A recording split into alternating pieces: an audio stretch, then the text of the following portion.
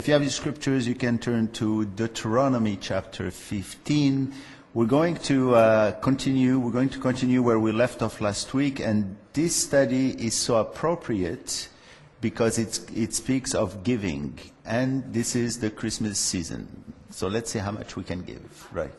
And Hanukkah season, Christmas, Hanukkah. Some people don't like when we say Christmas, right?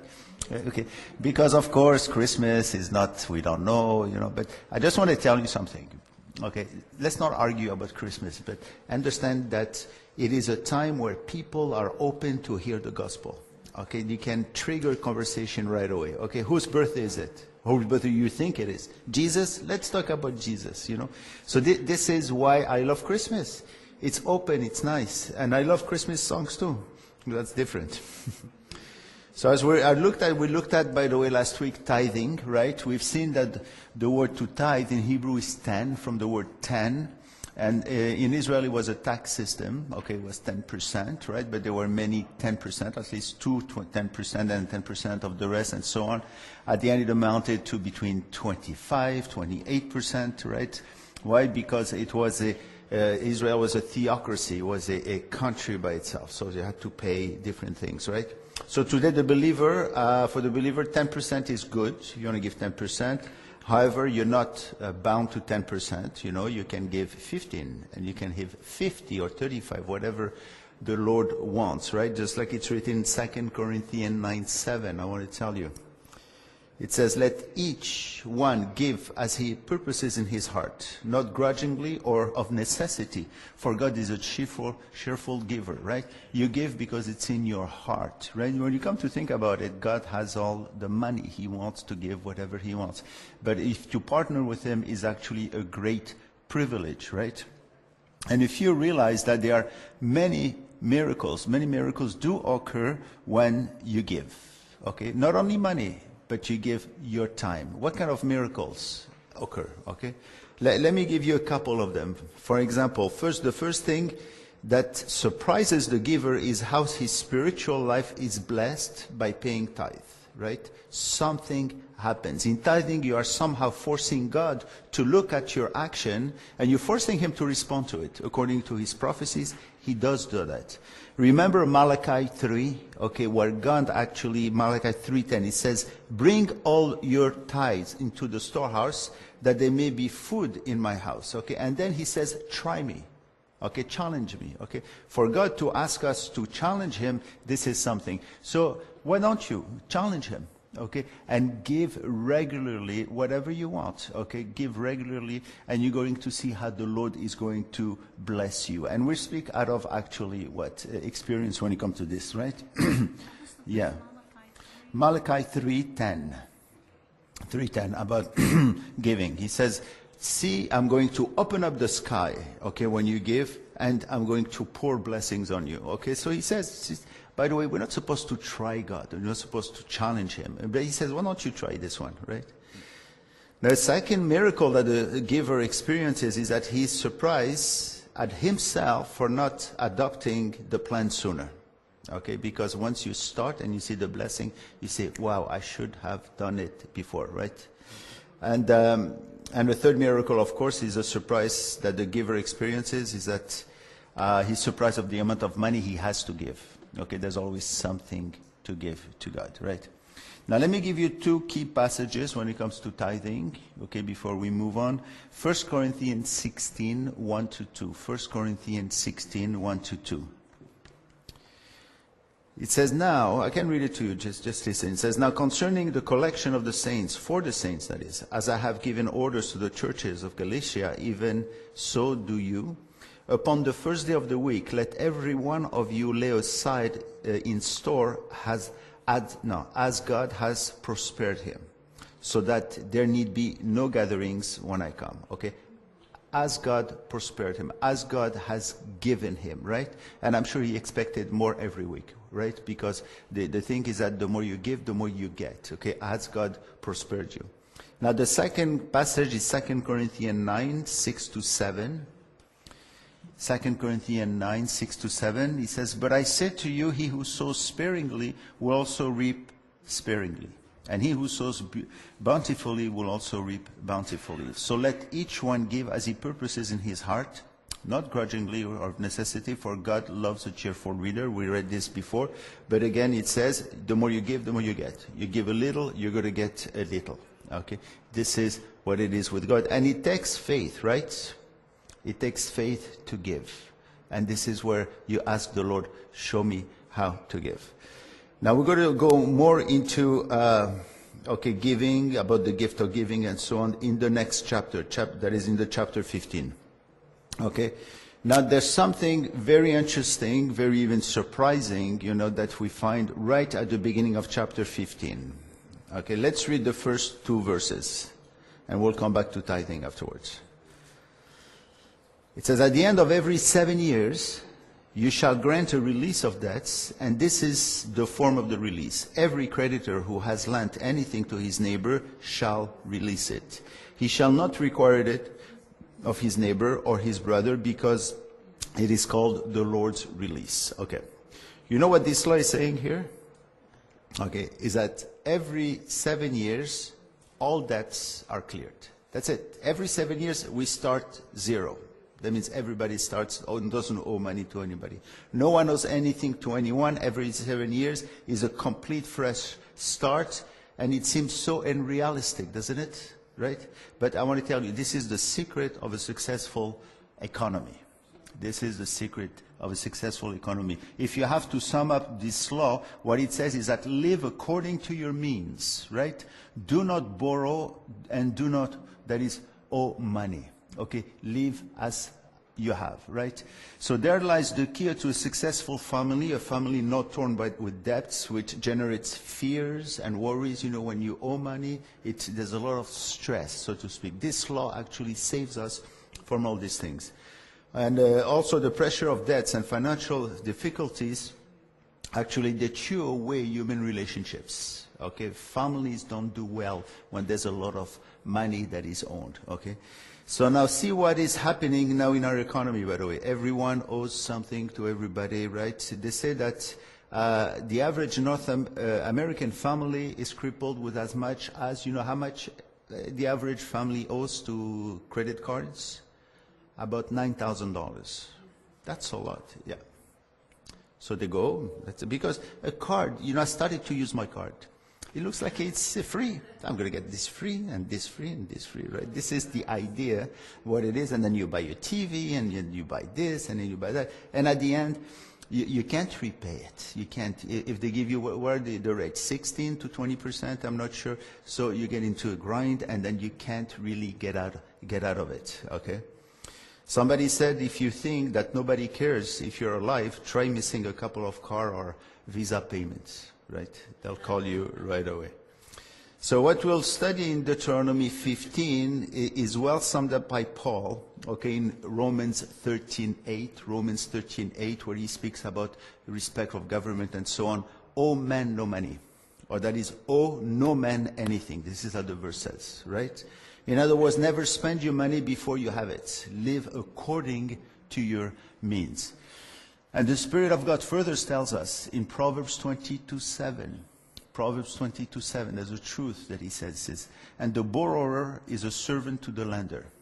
That's what it is. You become a slave to the lender. Now, by the way, there's nothing wrong in taking a loan to buy a house or a car. There are a few people who have this amount of money and can pay right away. But when you borrow from these things, make sure that the monthly payments are affordable. This is what it is, right? And while you can pay it, make sure that you do not add to your burden by borrowing that is more. So borrowing becomes a sin if you borrow, okay, if the payments, that is, are above what you can afford. Good evening. We're in Deuteronomy 15, right? Now, what happens when every 7 years all debts disappear? Okay, in a society, something great happens. This is what we see in the next verse. Look at verse 4. Look what he says. He says, however, there shall be no poor among you, since the Lord will surely bless you in the land which the Lord your God is giving you as an inheritance to possess.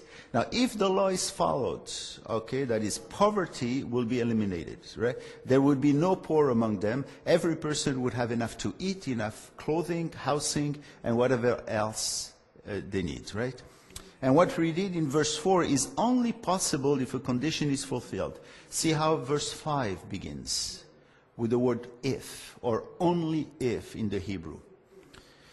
Only if you carefully obey the voice of the Lord your God to observe and with care all the commandments which I command you today, especially the one he just said about, the 7 years where all the laws are, or everything is cleared. And God knew that they would not follow through. And beginning with verse 7 are the laws concerning the poor. Are the laws concerning the poor. It's interesting that in verse 4 he says, there would be no that is poor among you. And then he says in verse 7, if there's among you a poor man of your brethren, meaning that the condition will not be fulfilled, right? So then, from this point on, the law becomes a damage control law. This is what it is, right?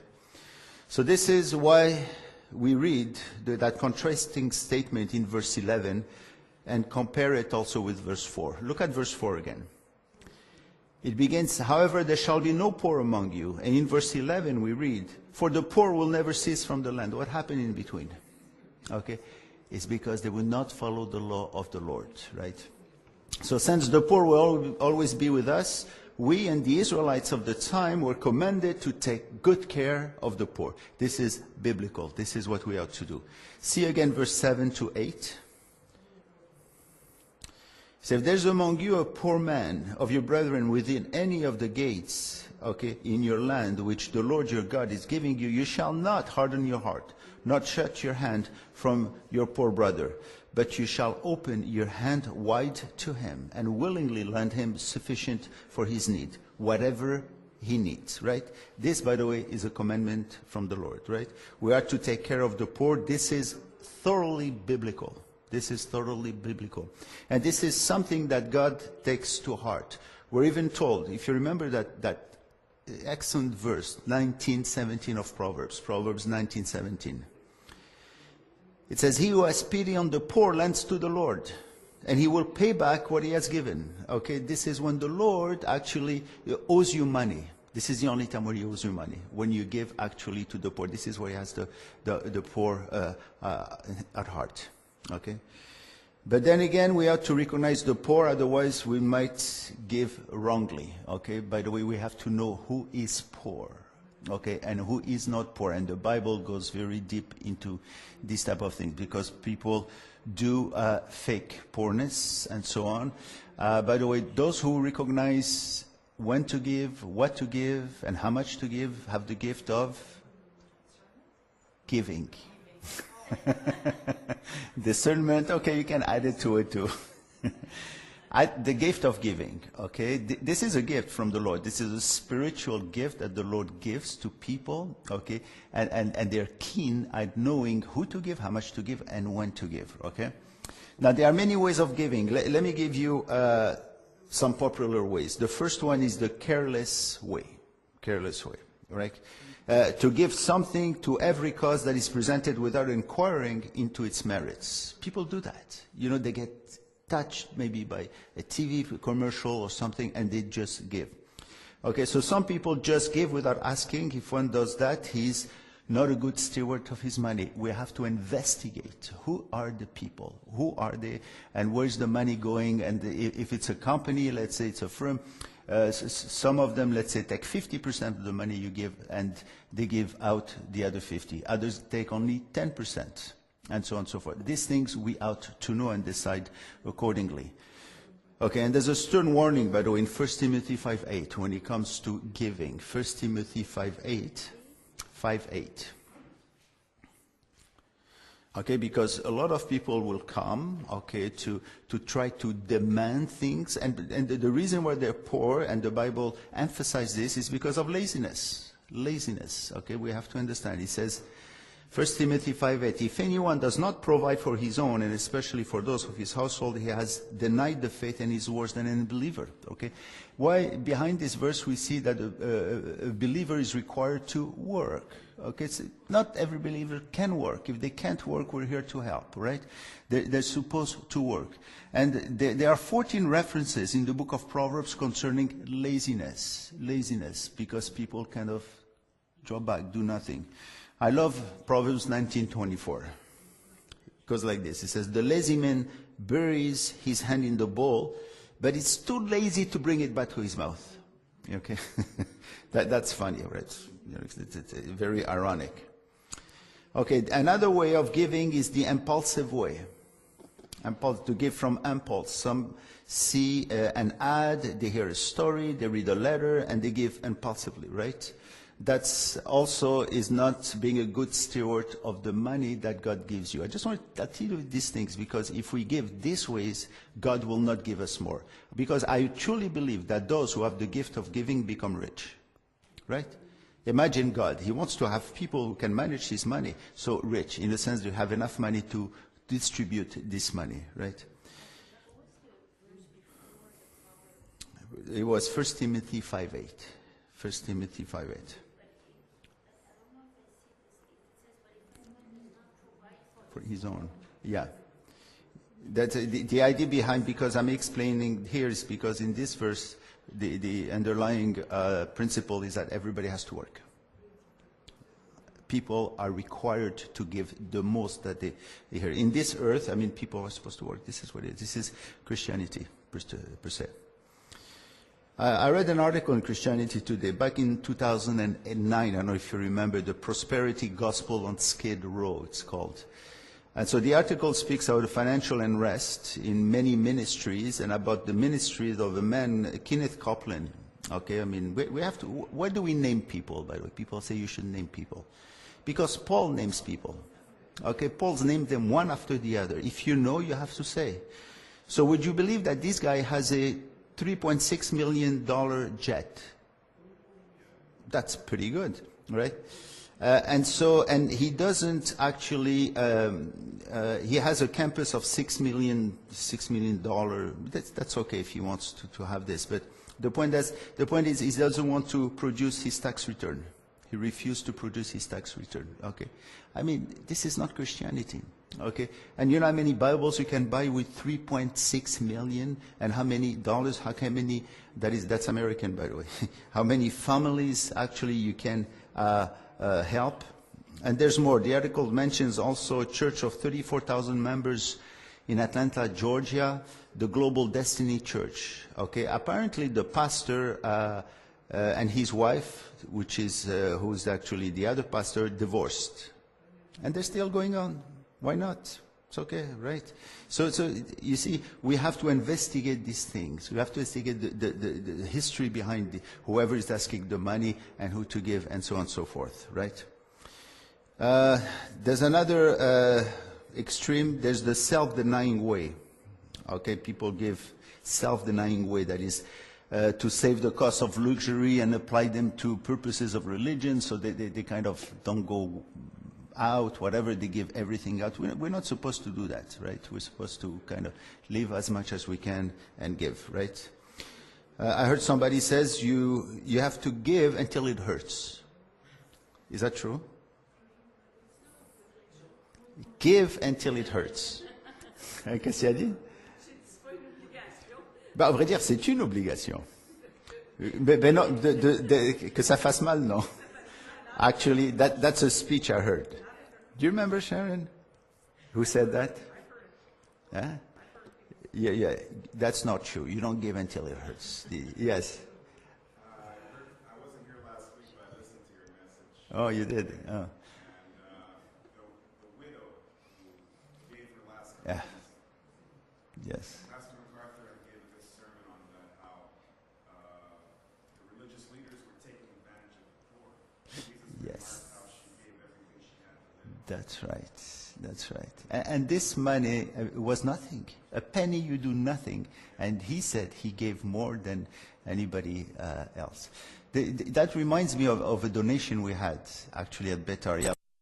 amount we ever had. Do you remember? Haiti. Haiti. It was actually, there was the earthquake, and the Israeli army sent their airplanes to help the people. And so they helped a lot of Christians in Haiti. And so some churches got together and they collected money, but they didn't know what to do with this money. So they decided to find a Messianic congregation and to give it to them, so that we can bless Israel. So they found us, and we got $100. That's a lot. I'm telling you, I never forget this. And it was here, we made an exchange of flags, and people were crying, and it's great. It was nice. So it's not the amount. God sees the heart. A lot of prosperity gospel preachers, when they want to preach a message on tithing, they Yes. give this story. Which story? Oh, they give really. You see, what they do is that if you're not rich, it's because you don't have faith. This is what they're teaching. It doesn't work like this. It doesn't work. You have a lot of faithful people who are not rich, but they are very happy. Now, and along with the release of debts, by the way, there's also the release of the land. Remember, that's not in Deuteronomy, that's in Exodus 23. Okay? Now, it really doesn't make sense, because what you do is that you work your land 6 years, the 7th year, you don't touch it. Okay? People are going to say, I'm going to go bankrupt. No, the Lord says, I'm going to bless you if you do that. And that was a commandment. Because you remember the diaspora, 70 years? Okay? Do you know they got the 70 years diaspora with Jeremiah, remember? And they went to Babylon and so on. Okay? It's because they did not obey 70 Shabbat of the land. And God calculated it. 70 Shabbat, that's 400, that is 70 years. Okay, and there you go. This is 2 Chronicles, if you want to see later on, chapter 36:21, 2 Chronicle 36:21. I'm going to conclude this part with a clever illustration I read from Spurgeon. Okay, so this is what he says. He says, if we view the microcosm of the human body, we find that the heart does not receive blood to store it, right? While it pumps the blood in at one valve, it sends it out another. So the blood is always circulating everywhere, and it's never stagnant. I love this. Yeah? He says the same is true of all the fluids in a healthy body, in a constant state of expenditure. If one cell stores for a few moments its particular secretion, he says, it only retains it, and it is perfectly fitted for its appointed use in the body, right? And so he says the whole body is giving. So let's take the example of our body as it grows, so we can ourselves give. By the way, again, you don't have to give your money, give your time. Okay. By the way, today, it's kind of a tithing that you did by coming here to yourself, right? You took the time, in order to grow into the Word of God. Not many people do this, okay? I mean, in a congregation, 150 people, how many are coming? Not many. I think everybody should come, really, right? But don't tell them I said this, right? So just enjoy, enjoy the time. Okay. So we've previously seen, let's go to chapter 16 now. Very important, very nice. Chapter 16, yeah. Yeah. And like in light of what we just studied, that you do need to be wise when you give. Like you said, you can't Yes. be someone who emotionally gives everywhere and doesn't have enough to provide for themselves or for their family and so on. Yeah. If she was a widow, it's true, but then she would have to be even more dependent on the temple because she wouldn't have anything. Like here, she gives to the temple. Yes. She gives her last mite. And I understand it's exemplary in Yes. trusting and faith. Yes. However, I just it catches me as we read this. Yeah. Say when we give our last and Yeah. we have nothing left, is that wise? Well, you know what? She had so much faith somehow, and the Lord supported her. Okay. No, it's not wise to give when you don't have, obviously, right? But there's an element of faith that she had there, and it worked very well. I just want to mention something. I've been a believer about 4 years, not very long, and I had made a commitment to support a missionary, and I was out of work, and it was maybe 10 days before the end of the month, and I thought, well, I made a commitment to this missionary, and she needs that money, I just felt like I was supposed to give it, and so I did. You did. I didn't think anything of it, and I said, God will provide. And I Do this only if the Lord really tells you to give I it. felt confident to do that. Yes. And a few days later, long story, but my brother called and said, "Do you have enough money to pay your rent at the end of the month?" I said, "As a matter of fact, I don't." And he sent me a check for 3 months' rent. Oh, there you go. You know, That's but beautiful. I don't know if This I is do that on a beautiful. regular basis, but I just felt like, well, I made a commitment, I'll keep it. And Yes. I didn't think That's, about it a lot, I just did it. I think the Lord loves you very much. That's very nice. There was that, I don't remember who, but said if 90% is not enough, or you 90% is not enough. I see what you mean. Yes, that's right. That's good. Yeah. Good. Every situation is different, and that's great. I think the Lord put it in your heart to give, because, logically it wouldn't be the wisest thing to do, right? But if you had that conviction, that means you go ahead and do it, right? Okay, so chapter 16. Okay, we've previously seen that this book of Deuteronomy followed the 10 commandments. Each of these commandments is expounded and brought to a greater dimension to cover many aspects of our lives. And the passage before us is still under the section of the Shabbat, a section that speaks of different time periods consecrated to God. So where the believer actually is asked to stop, to meditate on the things of God. And we have seen there are many of this period of time, but God is very generous, many holidays. So we can stop and think about the good things of God. Okay, and here in Deuteronomy 16, the Israelites is commanded to sanctify 3 Shabbats during the year, 3 very special Shabbats, Shabbat into which he is brought to consider his past, his present, and the future.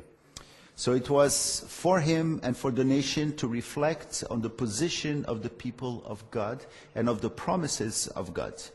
So in this chapter, every Israelite was commanded to present himself 3 times a year at the temple. Whatever they were, okay, north, south, whatever, they were only in Israel at that time, okay, they were supposed to come. This is why, during this feast in the gospel, there are so many people in Jerusalem. But let's see verse 16. So God says, 3 times a year, all your males shall appear before the Lord your God in the place which he chooses, at the feast of unleavened bread, at the feast of weeks, and at the feast of tabernacles. And they shall not appear before the Lord empty-handed. Okay? So 3 times a year, wherever they would live in the land, all Jews would come to Jerusalem and they would have a great communal supper, or whatever, lunch, or whatever it is. They would eat all together. Okay? Just, I believe, for them to remember of the time when the Messiah would come, okay, and have this supper with them. Because the New Testament, that is the new Messianic times, will open up with a great supper of the Lamb. Okay? That would be there, right? But why these 3 feasts? You remember? 3 feasts. Unleavened bread, okay, which is Passover, really, because Passover is 1 day, unleavened bread is 7 days, so it's called Passover. Okay, Feast of Weeks, which is Pentecost, right? And Feast of Tabernacles, right? Which is Sukkot. Okay, why these 3 feasts? Anybody? Okay. These 3. By the way, you understand about the Feast of Israel, okay? But without going there, the Passover, you have the office of the prophet of the Messiah, right? Pentecost, this is when the church was born, and so this is the office of priests. This is where Jesus goes up and sits down at the right hand of God. Tabernacles marks the office of king when he comes back to establish his kingdom. Okay, as if to see the whole plan of redemption in Yeshua, right? And these 3 actually feasts also represents 3 different dispensations, right? Remember the dispensation? Passover is that of the law. So Jesus died in order to fulfill the law. Pentecost, dispensation of grace. And Tabernacles, dispensation of the kingdom, that is of the millennium, so to speak, right? And you have the 3 members of the Trinity who has, so to speak, let's say, who's prominent in every one. Okay, Passover is the Son, right? Pentecost is the Spirit. Okay, Feast of Tabernacles, it says, and God dwells with men. Okay, this would be also the Father, you know what I mean? So, all right? And so this section of Deuteronomy covers actually the first part of the 10 Commandments, right? So the commandment is divided in two. You have a relationship with God, and you have a relationship with man. Okay, what we have seen so far is a relationship with God. The Shabbat is part of the relationship with God. Okay, just like Psalms and Proverbs. Psalms is a relationship with God, where Proverbs is horizontal mainly. Okay, now from this point on in Deuteronomy 16, we're going to see the other 6 commandments. Other 6 commandments: honor your father, your mother. You shall not murder. You shall not commit adultery. You shall not steal. You shall not bear false witnesses. You shall not covet. All this is in Exodus chapter 20. Okay? So all is given so that we respect man and so that we can be good neighbor, we can be loving and serving neighbors. Okay? And here we have, right after this, a case study. Okay? God gave a case study about those who become servants or slaves. And then you ask yourself, where can I fit actually this law? This law actually is an introduction to all the second part of the 10 Commandments. It's an excellent, if you want, introduction. Okay? So it has to do with Hebrew slaves. Okay, if somebody has a Hebrew slave, what do we do about it? Now, there's very little chance in your lifetime that you're going to have a Hebrew slave. So what is the message here for us? Okay. Let's read the verse and see how this speaks to us even today. And remember, when the law is given in case laws. Case. A case, that means you try to find out what is good in there so you can apply it to your life. Verse 12, it says, if your brother, a Hebrew man, or a Hebrew woman is sold to you and serves you 6 years, then in the 7th year you shall let him go free from you. Okay? That's an introduction. So this law served to limit the time of servitude. Okay? But in it there's a great principle that prepares the reader for the coming laws dealing with our fellow men. Okay? This 16, no? 15, sorry, 12. 12. Yes. Yeah, 15, 12. My mistake. Okay, so this law serves to limit the time of servitude. Again, the principle that permeates the Mosaic law is that it lifts up men and women as created beings of God. Okay? So through this commandment and those that follow later, the Creator claims His own and warns man of any abuse that one person would have to exercise over another. Okay, what he's saying is that man is mine, woman is mine. When we deal with other persons, okay, we have to remember they're God's. And especially today, when you deal with somebody in the church, let's say, you remember that God, His Son, died for that person. Okay, sometimes we may feel a little bit bad or against that person. Jesus came for that person specifically as well. And imagine how much Jesus loves that person, so we have to transfer this love or have the same love. And notice God's concern for the freed man. Okay, and what He says. Look at the next verse, 13, 14. 13, 14, He says, and when you send him away from you, you shall not let him go away empty-handed. Okay, you shall supply him liberally from your flock, from your threshing floor, and from your winepress. From what the Lord has blessed you, you shall give to him. Okay, so when the servant goes, you give as much as he can carry. Okay, this is what he says. Okay, because he's a human being. He's somebody that I lent to you, so to speak. Right? This is very important. And so while at this time slavery was rampant and the respect for men was dependent on social status, okay, if you remember, God corrected this approach through the Mosaic law in putting men all equally. All equally, yeah. Just a quick question. In verse 1, the debts were after 7 full years, and the slaves were after 6 full years. Yes, the 7th year was that's right. Yeah, that's good. And the same thing, the counterpart, let's say in the New Testament, you have James 5:4. Okay, James had problems in his church because there were people who were hiring some other ones, he didn't pay them. Imagine. Okay, one thing we learn in business, pay your employees because God is watching. So James really reflects what the prophets of the Old Testament said in James 5:4. He says, indeed the wages of the laborers fields, that is, which you kept back by fraud. Cry out, and the cries of the reapers have reached the ears of the Lord of Shabuat. Shabuat, that means coming with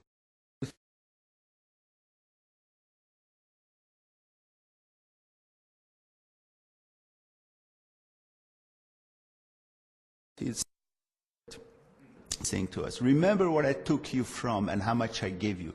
Okay, and now you're going to abuse the others? Okay, that's the idea. So the man was free to go after the 6 years. The 7 years were the Shabbat of freedom for him. And there's something I believe very beautiful of which he reveals to us how thorough God is for the welfare of the individual.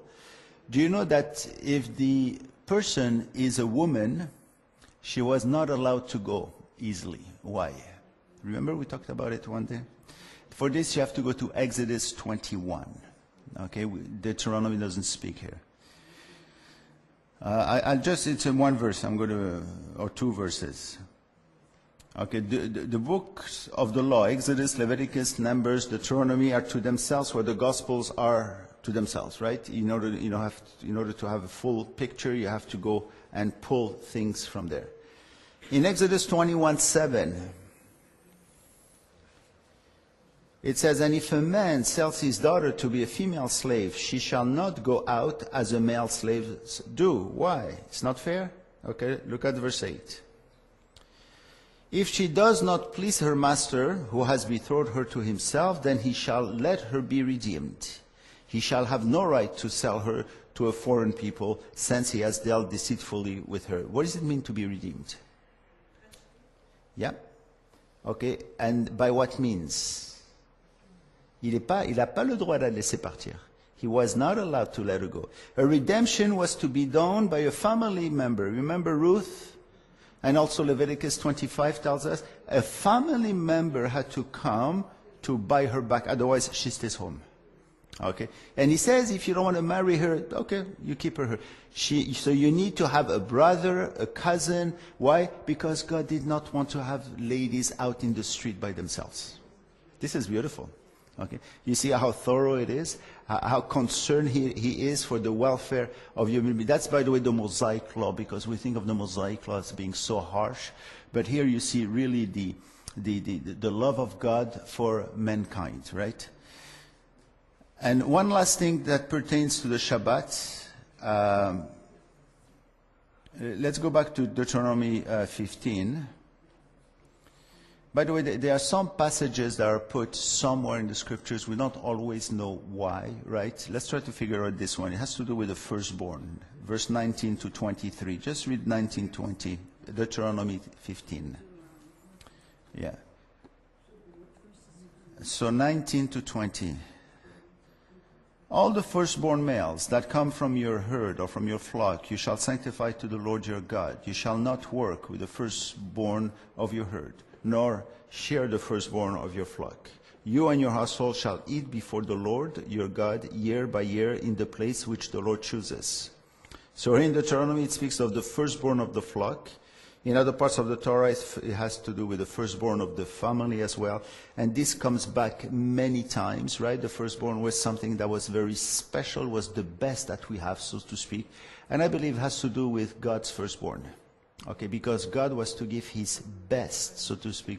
To me, I understand it as if he was preparing Israel for the coming of the Messiah, who is the firstborn son. And by the way, that he is the firstborn, that he is the son, it was known also, remembers Proverbs 30 and so on and so forth, yeah. I found when I was reading about the Akedah, when with the sacrifice Yes. God telling Isaac, the word Ben Yechidcha, only son is repeated. Yes. So many times. Obviously, that's good. Firstly. That's right. That's right. That's right. That's very good. Okay, so it's now that we enter the section of Deuteronomy that speaks about the fifth commandment. Okay, after the preparation, about telling us that all men are equal. Fifth commandment has to do, what is it? It's honor your father and your mother. This one has to do with authorities, with obedience to the authorities. God puts a big emphasis in that is in people, with the authorities. So the commandment brings men to the first authority he's confronted with, that is the parents. Honor your father and your mother. Okay, this is where it all begins. If one honors his parents, he would not have much problems honoring and recognizing the other authorities. This is what I believe. So this exposition begins right after the commandment concerning the 3 feasts. We see in chapter 16, 18. It goes to chapter actually 18, from 16 to 18. Okay. So from in chapter 17, it speaks of the kings. In chapter 18 of the Levites, and in chapter 18 also it speaks of the prophets. And there it ends with the Messiah. Remember the prophets?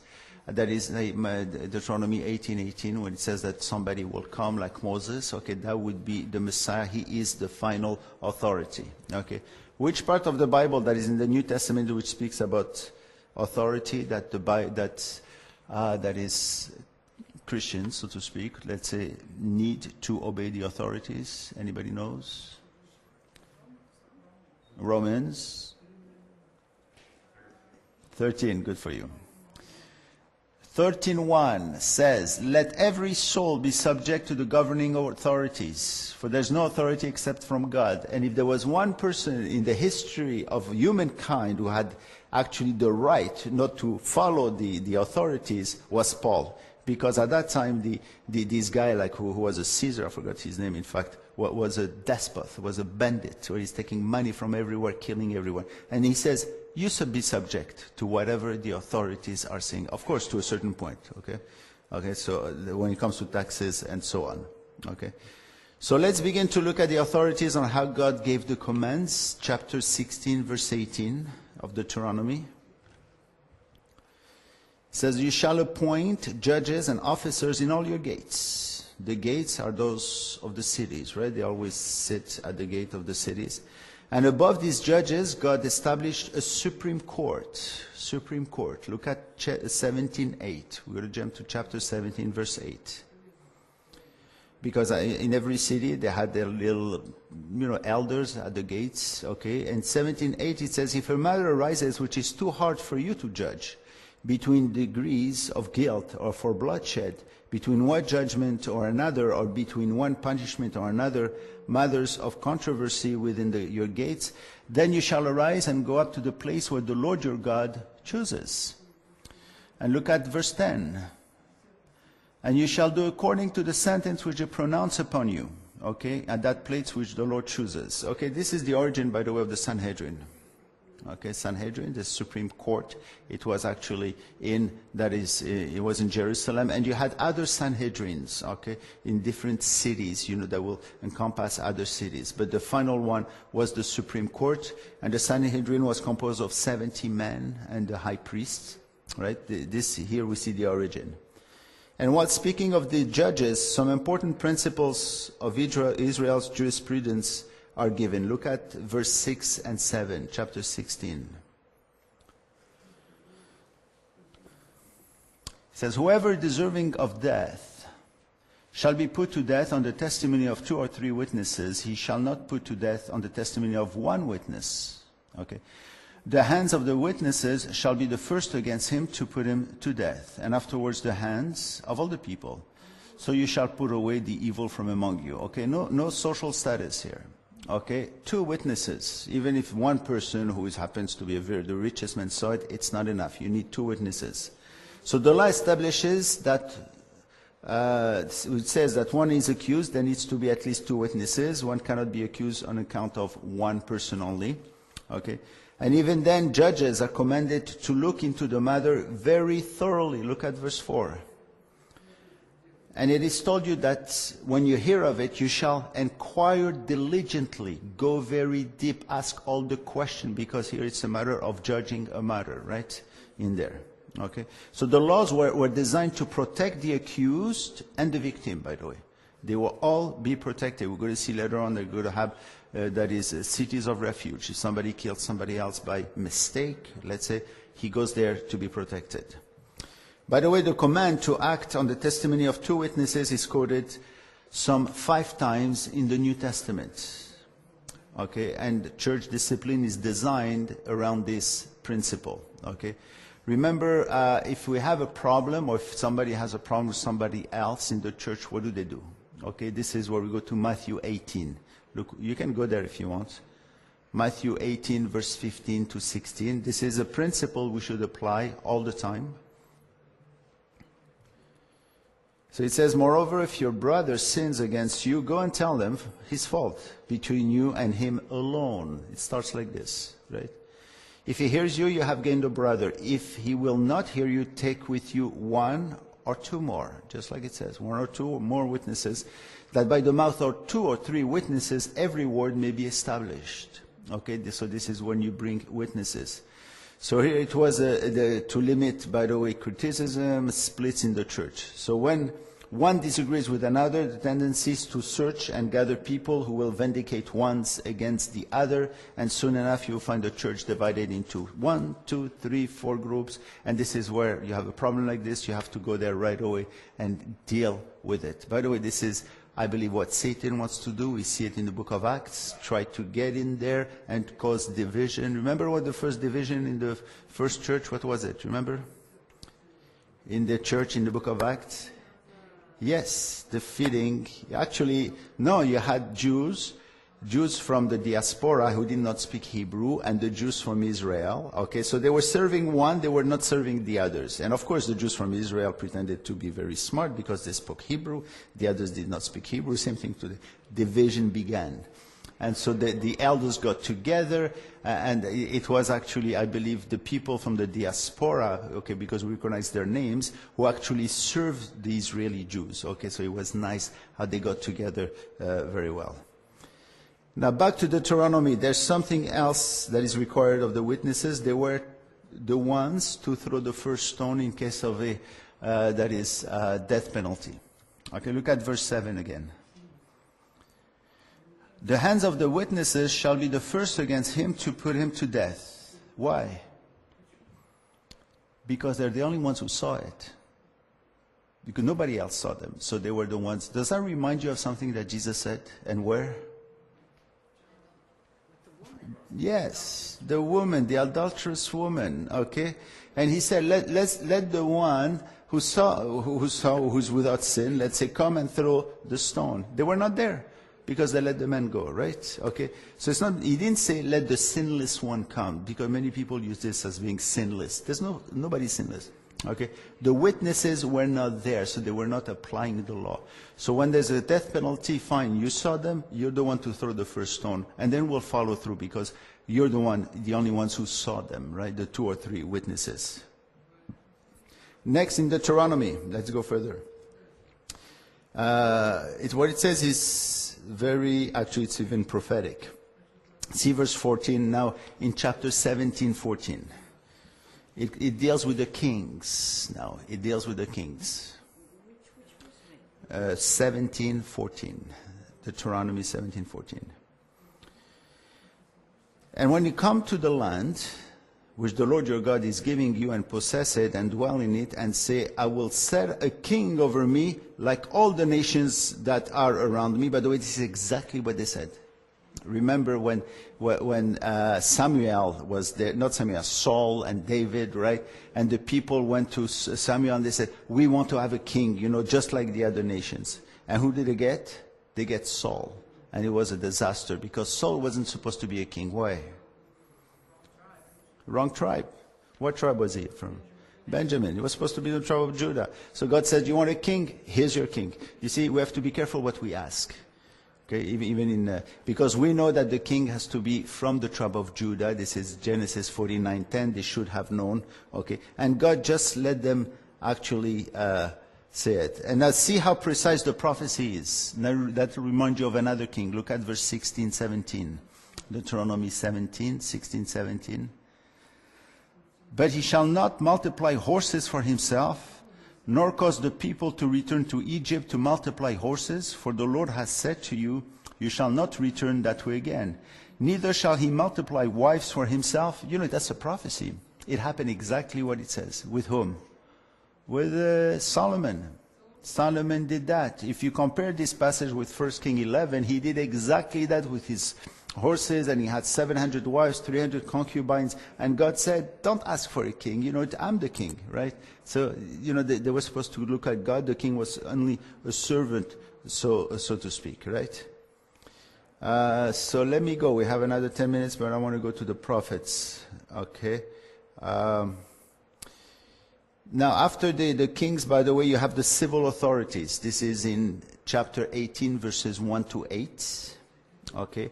Now we turn to the Levites, who were actually the ancestors of the Sadducees. Okay, because there are two strong points that are brought in these 8 verses of chapter 18, 1 to 8. One is for those who work in the ministry. Okay, those are called to minister and serve the people of God must be faithful and committed to their call. Okay, serving ever so diligently. This is, God puts the emphasis. So by the way, whatever the gift or the mission, they are servants of God and serving the people of God, and it should be done very carefully. As for the others, the section teaches that they ought to support the workers of God. Okay, the section says, yes, when you have people who work for the Lord, support them. Not only financially, okay, but also spiritually with prayers, okay, and also to protect them, because people who are in ministry are being attacked, okay, criticized. I don't know if you heard some criticism left and right, okay. My job, by the way, here is to make sure that those who produce fruits are not attacked, because they are being attacked a lot, by different people, different words being said, and so on and so forth. Of course, I'm very nice with everybody, but the point is to protect them so that they keep on with their work. And it is here that for the second time in Deuteronomy we are warned about false prophets and teachers, okay? And this is where the Messiah emerges. The first time was in chapter 13, if you remember, right at the beginning of the exposition of the law. But here it's very strategically placed. It is right after the section of God's selected teachers of the law, the Levites, and right before the passage that speaks of the Messiah. Look at verse 15, or that is verse 9. Or Deuteronomy 18, I'm sorry, Deuteronomy 18. Let's read 9 to 12. It says, when you come into the land which the Lord your God is giving you, you shall not learn to follow the abomination of those nations. There shall not be found among you anyone who makes his son or his daughter pass through the fire, or one who practices witchcraft, or soothsayers, or one who interprets omens, or a sorcerer, or one who conjures spells, or a medium, or spiritist, or one who calls up the dead. For all who do these things are an abomination to the Lord, and because of this abomination, the Lord your God drives them out from before you. Okay, so you have here a whole list of these bad things. Divination. Divination is fortune telling, right? Let's tell you about the future. Okay, I know what's going to happen to you. Things like this. You have enchanters. This involves practicing magic by incantation. Okay, let me sing a lot for you, or pray a lot, like the things that are going to happen, so to speak. Or a consulter with familiar spirits. These are the mediums who speak to spirits, right? By the way, they do speak to spirits. People do speak to spirits. People hear the voice of their grandmother and the voice of their neighbor, and the information given to them is very specific and true. Okay, how did they get it from? These are demons. Demons are very clever beings. Okay, they will do anything. They give you all kinds of information in order to lure you to believe in them, and because they want you to go astray away from God. And they will tell you, so to speak, what God doesn't want to tell you, right? Okay. And now to this, the subject in Deuteronomy speaks so appropriately about the prophets, because after the false prophets, God speaks out the one to come. And this is where I wanted to end. In fact, that's great. Look at verse 15 now. 15 to 22. It's worth reading the whole thing. And this is a prophecy about the Messiah to come. He says, the Lord your God will raise up for you a prophet like me from your midst, from your brethren. Him you shall hear. Okay, why does he say that? Him you shall hear. Because he didn't listen to Moses, by the way. He didn't even want to kill Moses, right?